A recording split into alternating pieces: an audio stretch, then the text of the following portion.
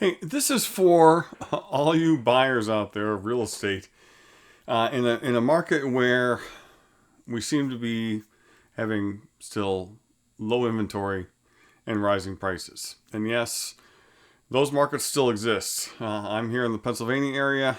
This is where my wife and I serve our clients, and we have low inventory and prices that are continuing to rise.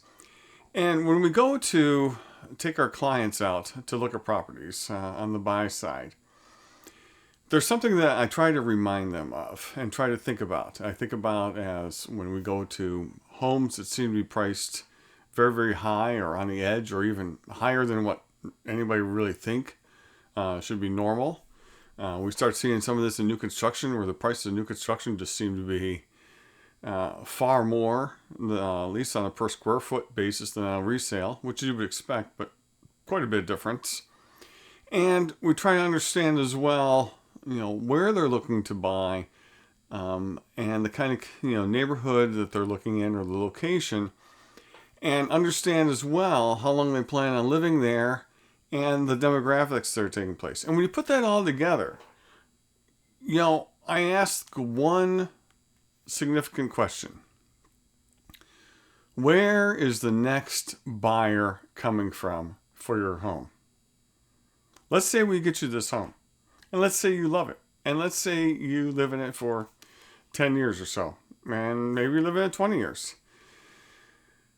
But you paid a lot of money for it. More than really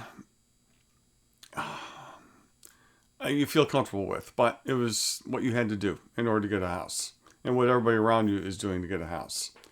And the question that I'm asking is when you go to sell this home again, and clearly you're going to want to sell it for more than what you paid for it, and you're probably going to expect that it'll appreciate in value by 4%, 5% a year, something along those lines. So when you go to sell it, where is the buyer going to come from that is going to pay, let's say, $1.5 million for your home?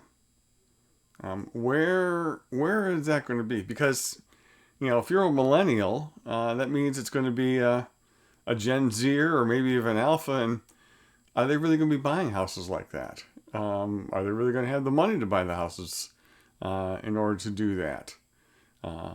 And so we want to put a lot of thought in when we're looking at homes. We already tell our buyers that the first thing Jane and I do when we're taking them out looking at a home is we think to ourselves, can we sell this house again? Because life happens. And although you may have plans to be in the home for 10, 20, God knows how many years, and that'd be great, something may happen. You may get a job relocation. You may get a promotion. You may get a layoff. You may get divorced. Somebody may die. Somebody may have a health issue. Maybe you have a bunch of kids and you outgrow the home.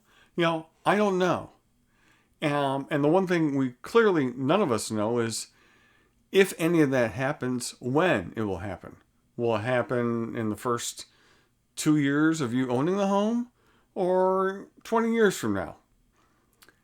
Regardless of that, at some point in time, you may need to consider selling that house. Whether or not you're going to retire and go off and travel and do all sorts of fun things like that, or you have to make something a little more current in your plans. Are going to have to change, and you're going to have to sell it maybe a little sooner than what you expected.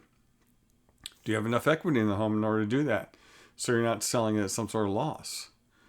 Is it going to be a home of which, if we have to turn around and sell it, are we going to be able to find buyers for it? Are they going to find your home as attractive to buy as it was for you when you want to buy?